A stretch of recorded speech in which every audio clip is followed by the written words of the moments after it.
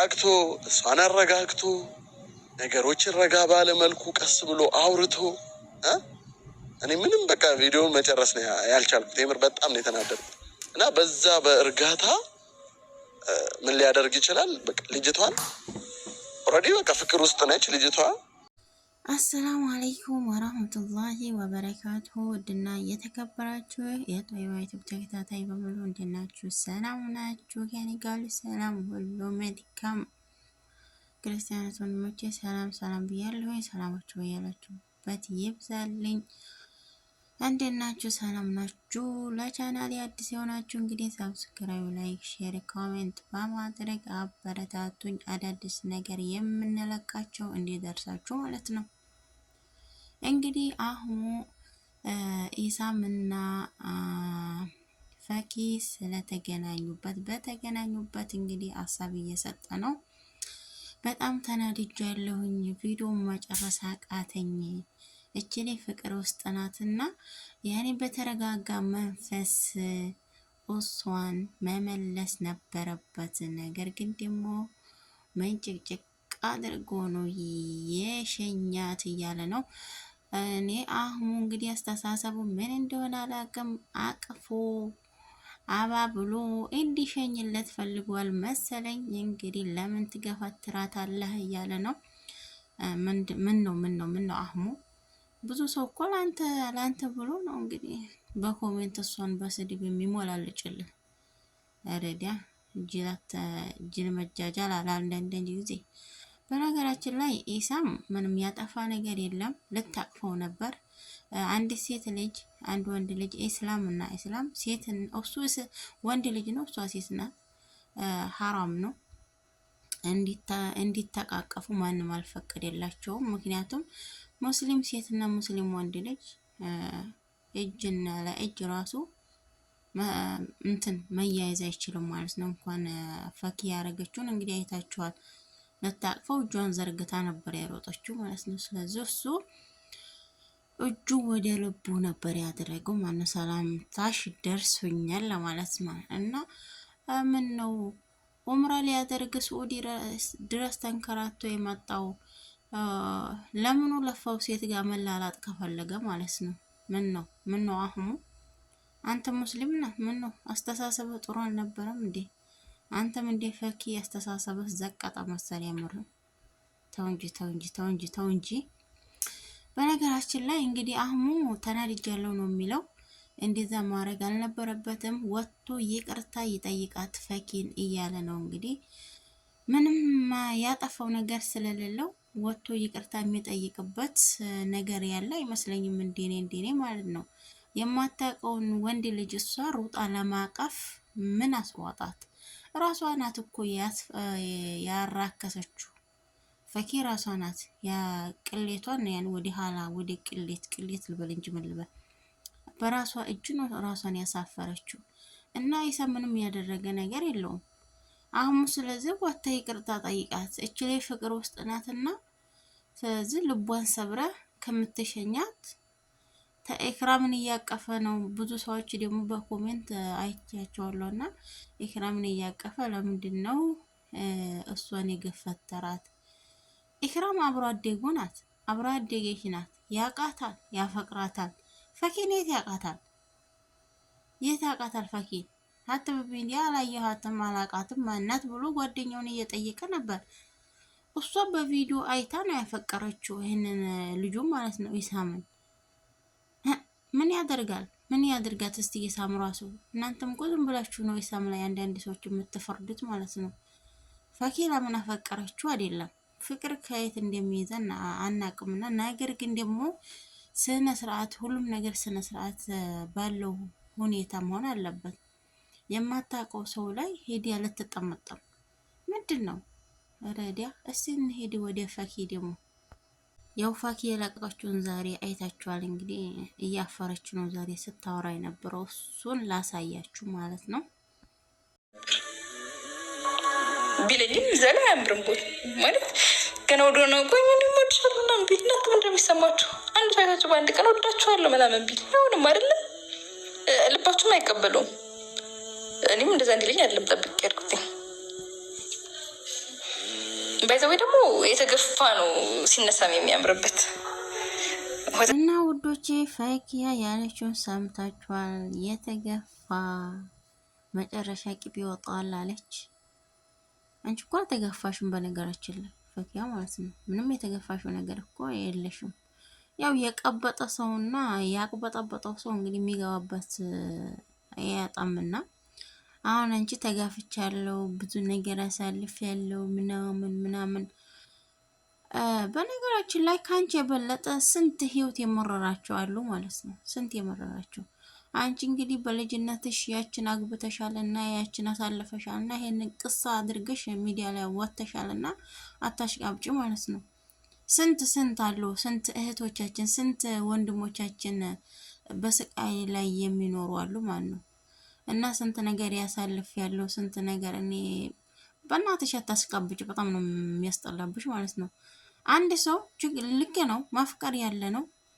ነገር ግን ደግሞ ሁሉም ቦታ አለዋል እንጂ አታፍቅሩ አይባልም።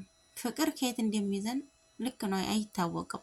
ነገር ግን ሁሉም ነገር አገባብ አለው። አንቺ እኮ አሁን ሚዲያ ላይ ስላየሽው ብቻ ነው ሄደሽ አፍቅር ያለው ብለሽ ግድ ያገናኙ ብለሽ ራስሽን ያሳፈርሽው። ሁለተኛ ደግሞ የሚወዳት ልጅ እንዳለች እያወቅሽ መሀላቸው መግባትሽ የሚያስጠላብሽና ራስሽን እንዲረክስ ያረግሽ እኮ ራስሽ ነሽ። እና ቀጥሎ ደግሞ ስለ አህሙ አያገባንም። አህሙ ሁለተኛ ወደደሽ እንጂ ግዴታ ወደጁ የሚልሽ ነገር ሰው የለም። ያ ፍቅር ያለ ስጦታ ነው። አንድ ሰው ገፍተሽ ሄርሽና ያ ሰው ደግሞ የሚገፋሽን ሰው አታጭም። ግን እኛ ዝን ላይ ለምንድነው ራስሽን የምታረግሽው ነው? ለምንድነው ሰው መሀል መገቢው ነው? ለገና ኢክራም እምቢ ያለችውና ወይ ሌላ ቦታ ሄደችና አያትመለስም ማለት ነው። ላ ያ ሐቢበቲ ትመለስለታለች። የትም አልሄደችም። ምችል አብሮ አደጉ ናት። እንደዚህ እንደ አንቺ በሚዲያ ላይ አይታው አይደለም ያፈቀረችው። ፊት ለፊቱ ያደገኝ ልጅ ናት። ማንነቷን ያውቃታል። እሷም ምንነቱን ታውቃለች። አንቺ ኢሳም ምኑን ታውቂያለሽ? ሚዲያ ስለወጣ መልክ ስላለው በጣም ነው እኮ ያኔ ሁኔታሽ እኮ የሚያስደብረው ይሄ ነው።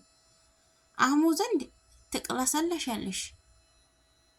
ሁለተኛ ደግሞ ወይ ገፍተሽ አገፊውም አህሙ ነው ማለት ነው። እሱ ስር ታያለሽ። ሁለተኛ ደግሞ እኔ አንድ ነገር አንቺ ጥቅመኛ ሴት ነሽ በነገራችን ላይ ማለት ነው። ጥቅመኛ ሴት ነሽ። እዛም ያሽ ጥቅምሽን ነው የምፈልጊው። ከዛ ሰው ላይ ጥቅምሽን ስታጪ የምትጠቀሚበት ስታጪ ትሸሻዋለሽ። ስለዚህ ጥቅመኛ ሴት መሆን ደግሞ በጣም ነው የሚያስጠላው። በጣም ነው የሚሰርቡሽ። ልክ ነው። ኢሳምም ራሱ ነግሮሻል። ለምንድን ነው የሚሰርቡሽ? አስተካኪ። የሰው ልጅ ጠባይ ከሌለው ጠባዩን ያስተካክላል። የሚለቀው ቪዲዮዎቹ ደግሞ መጥፎ ከሆነ ከዛ ቪዲዮ የምታስተካክዩ ማየት አለብሽ። ከወሬሽ ላይ ከሆነ ደግሞ ከወሬሽ ላይ ማስተካከል አለብሽ ማለት ነው። እስቲ ወዲ አህሙ ደግሞ በጣም ተናድጄብሃለሁ፣ አዝኜብሃለሁ። በዚህ መልኩ ልትገፋት አይገባም። ሶሪ እንድትላ ትፈልጋለህ። አንድ በመቀጠል ደግሞ ፈኪ እኔ አልፈርድብሽም ምንም ማለት ነው። እንደውም እኔ በቃ ማለት ዝም ብሎ የሆነ ህይወት ውስጥ ነበር ማለት አንቺን የማግኘት መንገድ እየሄድኩበት ያለሁት ነገር ኦልሬዲ አንቺ አትረጅም። ፍቅር ይዞሽ አያውቅም። ፍቅር አይገባሽም። እኔ ሰው አላፈቅርም ትያለሽ ምናምን ነገር እና እዚህ ነገር ውስጥ ገብተሽ ስሜቱን በመረዳትሽ አይ ቲንክ ትረጅኛለሽ ብዬ አስባለሁ። ስለዚህ እኔ ስላፈቀርሽ አላዘንኩብሽም። ሁሌም ከጎንሽ ነኝ አለሁኝ። እና ውዶቼ አህሙ ደግሞ ያለውን አይታችኋል። ስላፈቀርሽ እኔ አልናደድብሽም፣ እኔ ከጎንሽ አለሁልሽ አላት። የወደደ ሰው ይሄ ነው እንግዲህ። የወደደ ሰው የፈለግሽ ብታጣፊ የፈለግሽ ብትበድም ሁልጊዜም ከጎንሽ አይርቅም ማለት ነው። ግፈኪያ አህሙ እንደሚወዳት ስለምታቅ የትም አይሄድም እያለች ትጫወትባታለች ማለት ነው። ጥባጥቤ ትጫወትባታለች። እና ደግሞ ችግር የለም ይሄ አይፈረዱበትም። ሴት ልጅ አንዳንድ ሴት ልጅ ተወዳጅ ነኝ ብላ ካሰበች በጣም ትኮፈሳለች። ተወንዶችም አሉ ማለት ነው እንደዚሁ።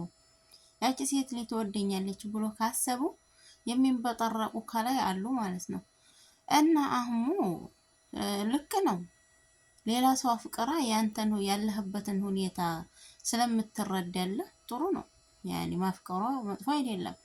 ግን ደግሞ አንተም የእሷ መጠቀሚያ አትሆን። የምርም በጣም ነው የሚያስጠላበት። ጥሩ ቦታ ነበር እስከ ዛሬ ለሌላ ሳይሆን ከዛ በፊት ታውቃላችሁ ቁርአን እያደለ ምስኪን ዘንድ እየቆመ ጎዳና ላይ ያሉትን ብዙ ነገር ወላሂ ወደ ኸይር መንገድ ብዙ እየሰራ ነበር ማለት ነው። ከፈኪያ ከተለያዩ ማለት ነው። አሁን ደግሞ ፈኪያ ተመልሳ ከኢብሮም ጋር ተለያይታ ከመጣች ደግሞ በጣም እሱም ተበላሸ እሱም ተበላሸች። የምሬን ነው። በጣም ነው ብልሽሽታቸው የወጡት እና ደግሞ ፈኪሃን የተናገረ ሰው ማንም ሰው የለም። በገዛ ምላሷ ነው እሷ ራሷን እንድትሰደብና ራሷን ዝቅ ያደረገችው ደግሞ ራሷ ናት። በማፍቀሯ ሳይሆን ደግሞ ፍቅረኛ መሀል ስለገባች ብቻ ነው። ለገና ተጣሉ ለገና ክፍተት ተፈጠረ ብላ ይሄን ነገር በማድረጓ ብቻ ነው። ይሄ ነገር እኮ ድራማ ሊሆንም ይችላል አይታወቅም። ነገር ግን ድራማ ቢሆንም ይሄ ነገር መሆን የሌለበት ነገር ነው። ማንኛውም ሰው ፍቅረኛ መሀል አትግቡ። የምሬን ነው የምላችሁ። ወይም ባለ ትዳር ውስጥ ወይ ፍቅረኛ ሁለት ፍቅረኛ ውስጥ መሀል አትግቡ። የምሬን በጣም ነው የሚደብረው። ምክንያቱም ለገና ያ ሰው ታጣላ ብላችሁ ከቻላችሁ ማስታረቅ ካልቻላችሁ ደግሞ ግን እነዛ ሰዎች መሀል አትግቡ ነው የምለው እኔ እንዴኔ ማለት ነው። ከቻለ አንድ ሰው ማስታረቅ ምሳሌ ፈኪሃ አለች ወጣ ኢሳምን አፈቅራለሁ ከምትል ኢክራምና ኢሳምን ማገናኘት አለባት። አብሮ አድግሽ ነው ጥለሽ አትጂ ሌላ ሰው ምንም አይሰራልሽም ብላ ኢሳምንና ኢክራምን አንድ ላይ ማድረግ ነበረበት። ጥሩ ጭንቅላት በኖሯት ማለት ነው። ነገር ግን እራስ ወደድ ስለሆነች መሀላቸው ገፍታ ትፈተፍታለች ማለት ነው። ለነገሩ አልፈርድበትም። ታስታውሱ ከሆነ ማናት ሶፊያ ማለት ነው የቶፊቅ ሚስት እሷ ልትታረቅ ትንሽ እኔ ታስታርቀኛለች ብዬ ዝም ብዬ የውስጤን ተናግሬያት ለካ እሷ ለራሷ አረገችው ብላ የተናገረችበት ቪዲዮ ከፈለጋችሁ አመጣላችኋለሁ ማለት ነው። ሶፊ ራሱ የተናገረችውን መጀመሪያ ከቶፊቅ ጋር ስትላላጥ ነበር ማለት ነው። እንደዚህ ነገር በጣም ነው ስምሽን ራሱ የሚያቆሽሸው። ይሄ ነገር ደግሞ ለራስሽ ስምሽን የሚያቆሽሸው በገዛ እጅሽ ነው። አንቺ የሰው ህይወት ውስጥ ትገቢያለሽ። ጥልቅ ልክ እንደ እርጎ ዝንብ ማለት ነው። ያልተጠራሽበት ትገቢያለሽ። ከዛ ዲያ ምስሽን እያገኘሽ ትመልሻለሽ ማለት ነው። ሲሰርቡሽ አትሳደቡ። የውስጤን አታውቁም ትያለሽ። የውስጥሽን አላህ ብቻ ነው የሚያውቀው። እና ፈኪሻና አህሙ ማለት ነው። አህሙም እንግዲህ አትቆጣ፣ ኢሳም ስለገፋት ስላላቀፋት አትናደድ። ይሄ በእስልምና አይፈቀድም። ቀጥሎ ደግሞ አላህ ልቦና ይስጣት። ለሷም ፍቅር መቼም መጥፎ ነው። ከፍቅር ውስጥም ያውጣት ነው የምንለው። ምንም ማድረግ አይቻልም። ኢክራምና ደግሞ ኢሳምን አላህ እንደላይ ያደርጋቸው ብለን ዱዓ የምናደርገው ማለት ነው።